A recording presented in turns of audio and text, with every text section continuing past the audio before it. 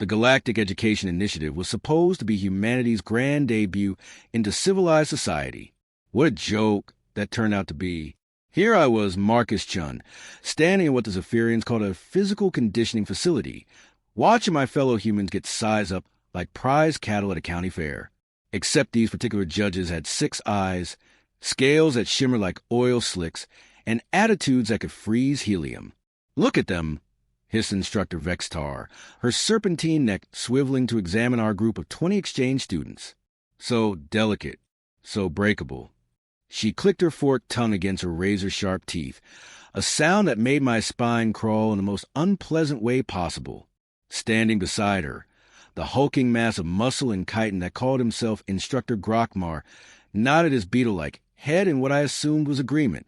His species, the Thracnari, apparently evolved from something that looked like a rhinoceros, had angry relations with a tank.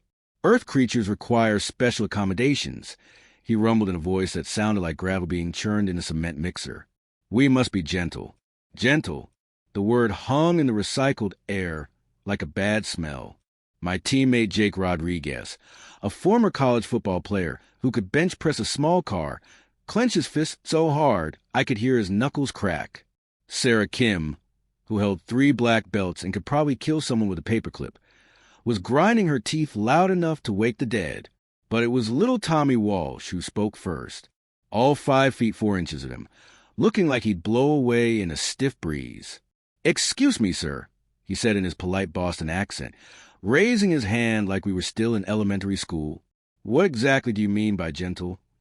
Vexstar's laugh was like glass breaking in reverse. "Oh, sweet little mammal," she cooed, slithering closer until her scaled face was inches from Tommy's. "Your species has such limited physical capabilities.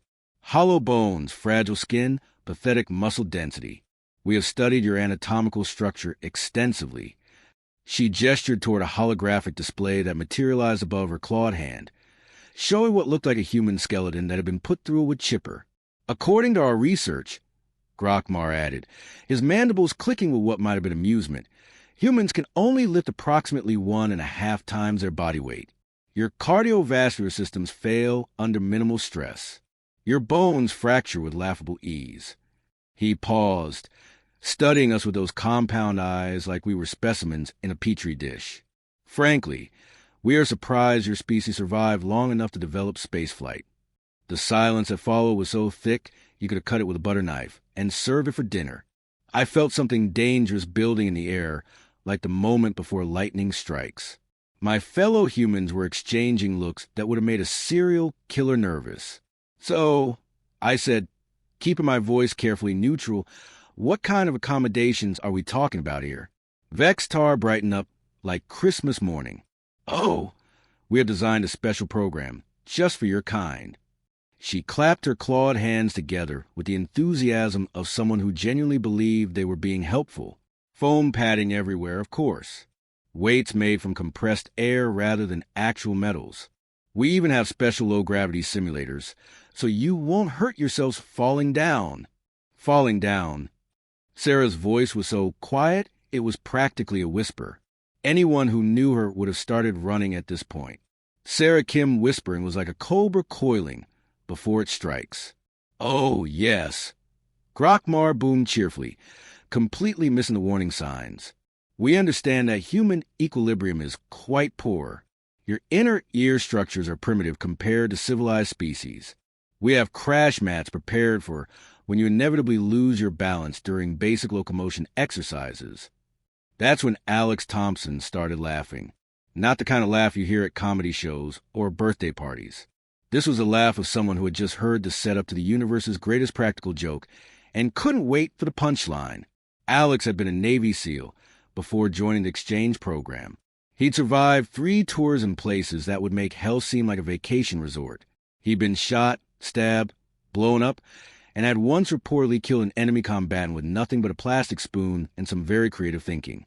"Crash mats," Alex wheezed between giggles, wiping tears from his eyes. "For basic locomotion exercises."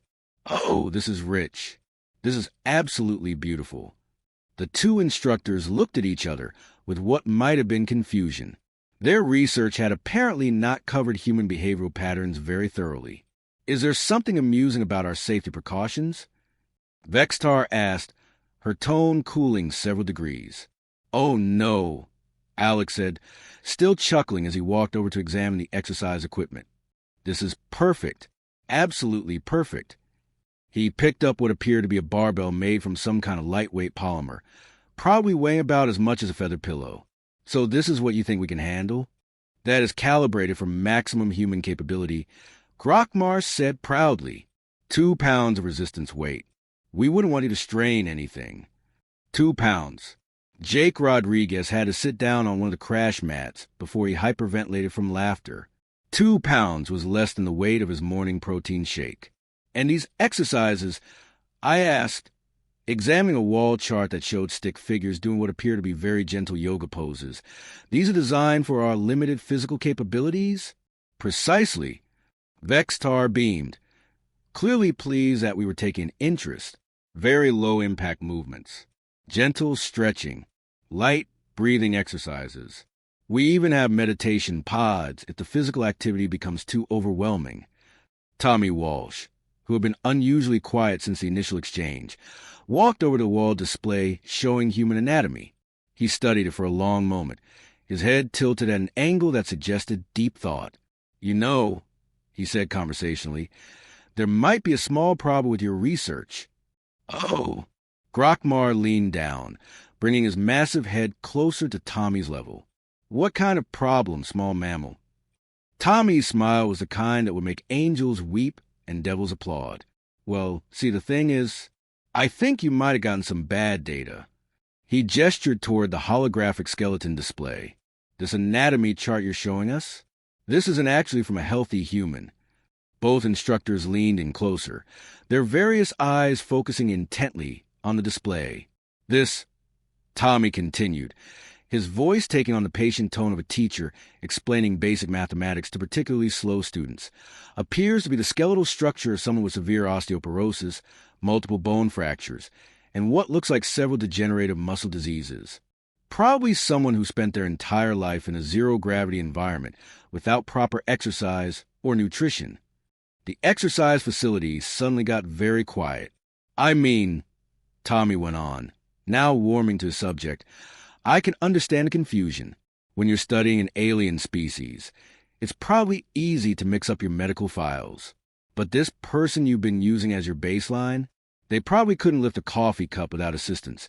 Never mind represent normal human physical capabilities.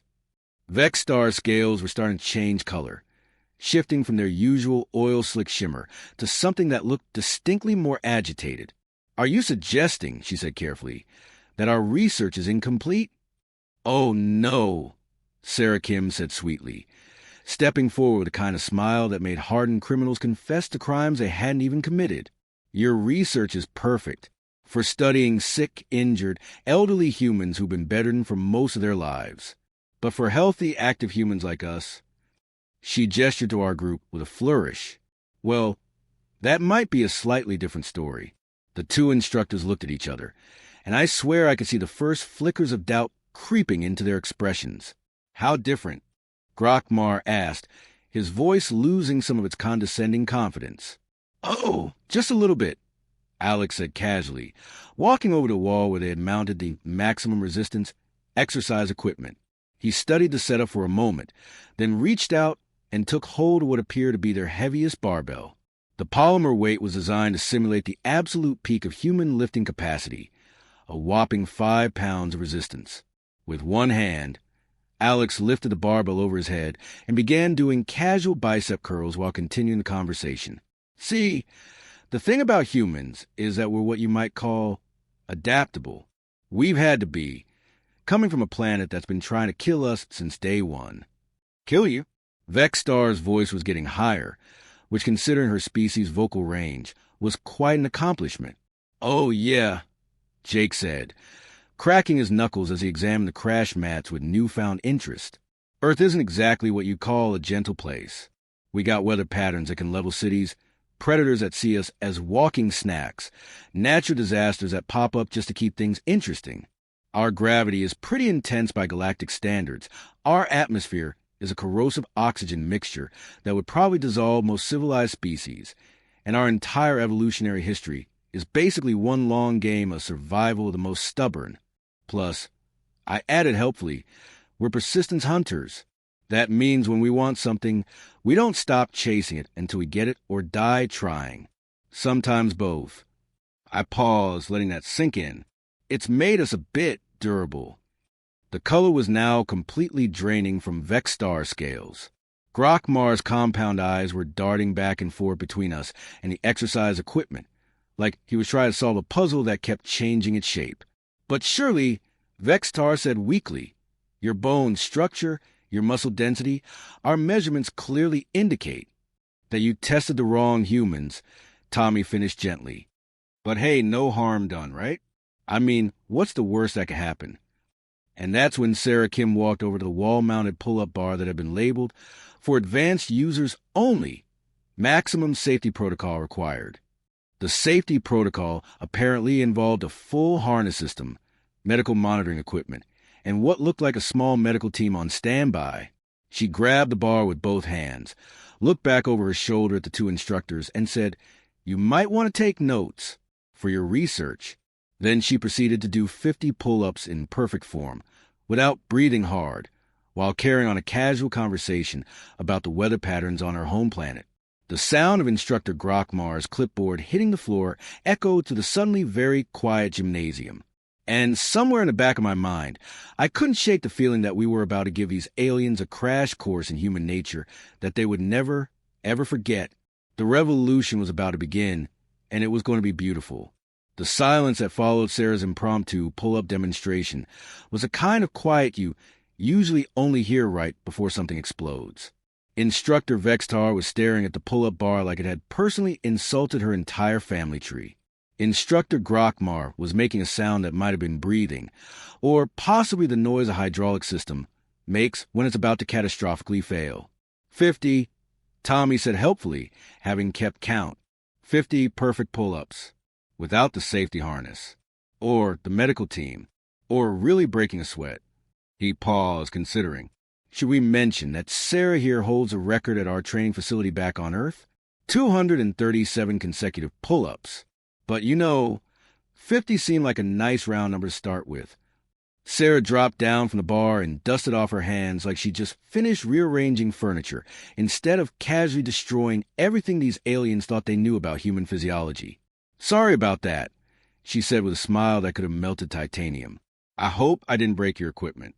It seemed a little delicate. Vexstar scales were now cycling through colors I was pretty sure didn't exist in nature. She looked like a disco ball that had been struck by lightning and was having an existential crisis about it. That is not possible," she whispered. "Our calculations, our measurements, our entire understanding of mammalian physiology might need some revision," Alex suggested cheerfully. He was still casually curling the 5-pound barbell with one hand, while using his other hand to examine what appeared to be their version of a punching bag. It looked like it was made from some kind of soft fabric and filled with cotton candy. "Hey, Marcus, check this out. They have a combat training dummy." I walked over to take a look. The combat training dummy was about as threatening as a particularly sleepy teddy bear. It had a sign on it that read, "Maximum impact force, 0.2 newtons. Designed for species with fragile skeletal structure. 0.2 newtons. I said aloud, just to make sure I'd read it correctly. That's like, what? The force of a butterfly landing on a flower? About half that, actually, Jake said, having apparently done the math in his head. A butterfly probably hits harder when it's having a bad day. Grokmar was starting to make that hydraulic failure noise again. But the data, he managed to get out, the biological surveys, the anatomical analysis. Everything indicates that humans are among the most fragile species in known space. Well, I said, try and keep my voice reasonable and helpful. There might be a tiny problem with your data collection methods. Both instructors turned to look at me with the kind of desperate attention usually reserved for people who claim to have found the meaning of life written on a napkin. "See," I continued, "when your survey teams visited Earth, where exactly did they go?" Vextar consulted a device that looked like a cross between a smartphone and a particularly confused octopus.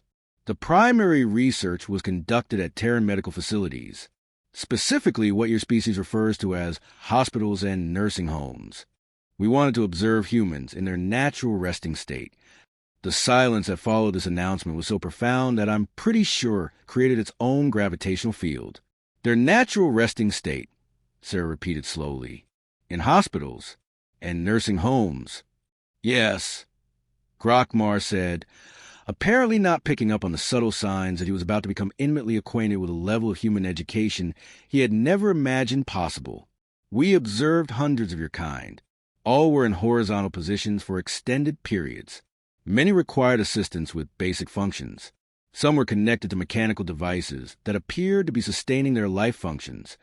Tommy was now laughing so hard that he had to sit down on one of the crash mats. Oh, no, he wheezed between giggles. Oh, no, no, no. You studied sick people. You studied old people. You studied people who were literally dying, and you thought that was normal. It was not normal? Vextar asked in a voice that suggested her entire worldview was currently being fed through a wood chipper. Imagine, Alex said, setting down the polymer barbell and walking over to what appeared to be their version of a treadmill, if we went to your planet and decided to study your species by only looking at individuals in your hospitals and elderly care facilities. What do you think we conclude about Zephyrian physical capabilities? Vextar's scales went completely white. I didn't even know they could do that.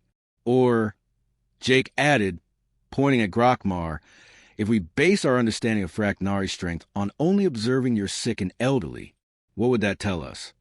Grokmar sat down heavily on what had probably been designed as a meditation bench. It promptly collapsed under his weight with a sound like someone stepping on a bag of pretzels. Oh, he said quietly. Oh, no.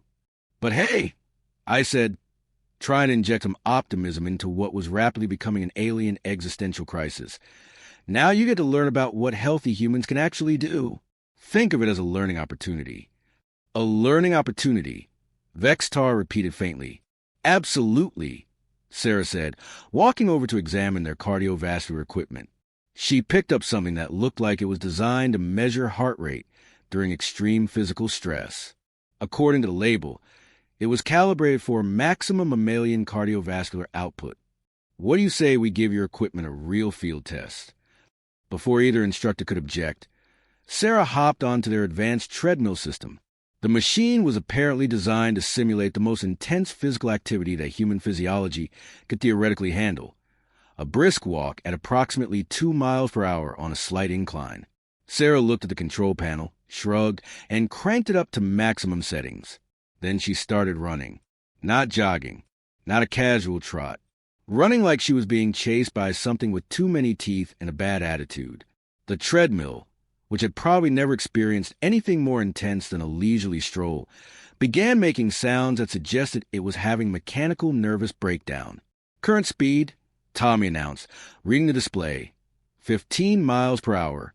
Incline at maximum. Heart rate. He paused, squinting at the monitor. Wait, this can't be right.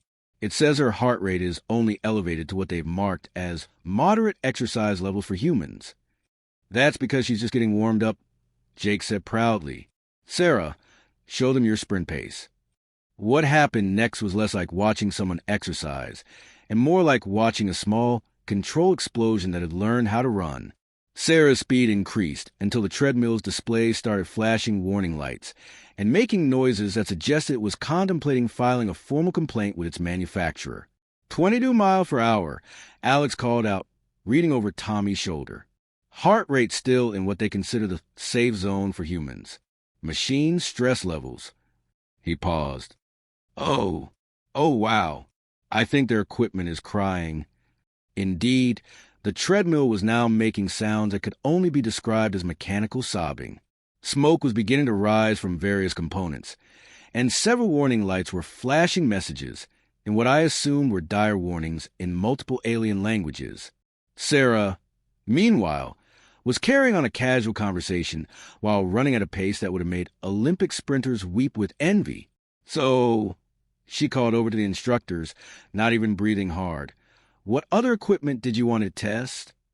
That's when Vextar made a noise that sounded like a tea kettle having an argument with a smoke alarm. Stop, she managed to get out. Please. The machine, it is not designed. We never intended. Sarah slowed to a casual jog, then stepped off the treadmill just as it gave one final defeated wheeze and shut down completely. Sorry about that, she said with genuine concern. Was that one of your better machines? I tried to be gentle with it. Gentle, she said gentle while standing next to the smoking remains of what had probably been state-of-the-art exercise equipment. Grockmar was now holding his head in his hands, which, given that he had 6 of them, was quite a spectacle. Our entire training program, he moaned. Our safety protocols. Our understanding of basic physics. All of it wrong. So completely, catastrophically wrong. Not wrong. I said, trying to be encouraging. Just incomplete. You studied a very specific subset of humanity.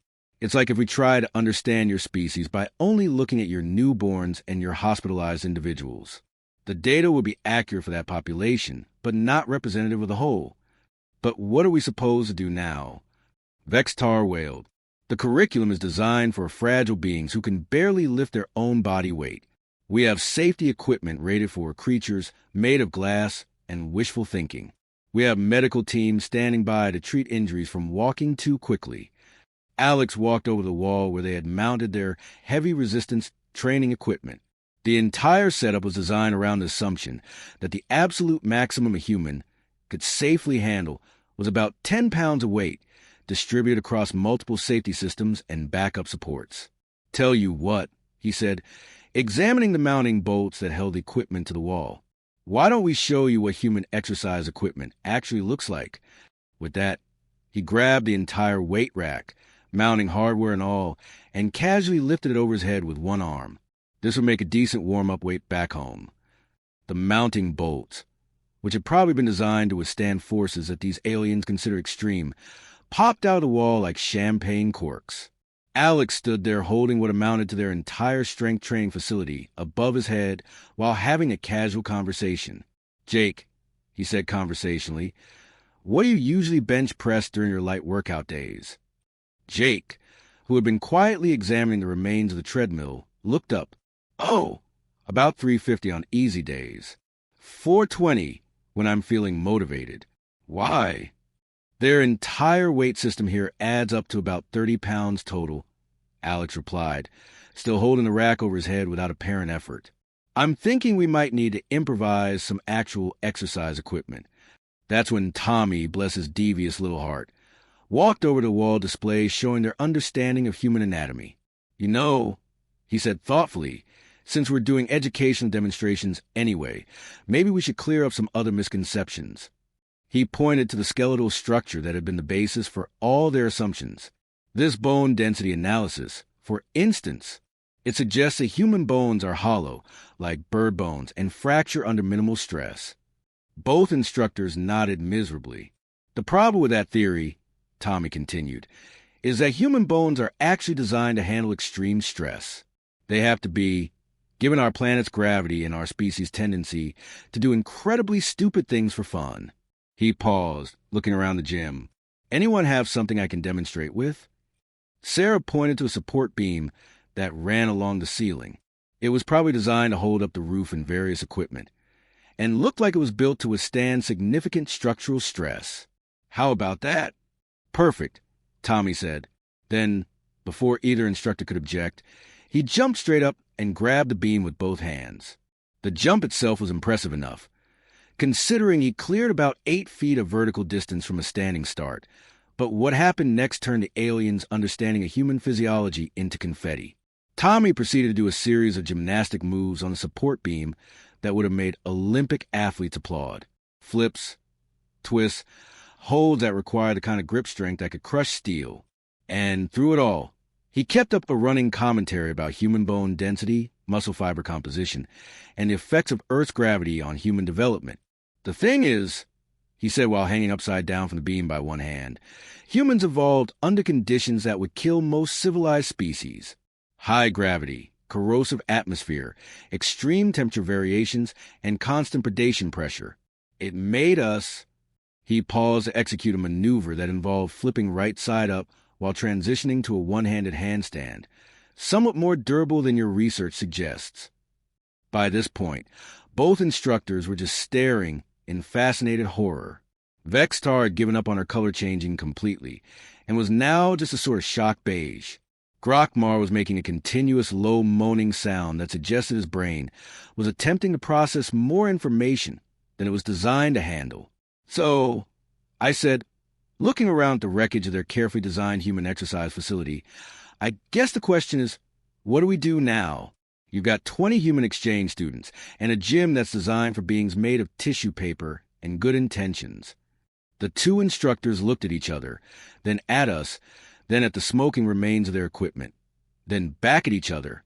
We, Vextar said slowly, are going to need a bigger gym.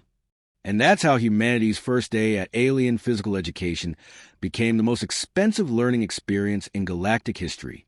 But more importantly, it was the day that the civilized species of the galaxy learned their first crucial lesson about humans. We don't break as easily as we look. In fact, we don't break at all. We just get warmed up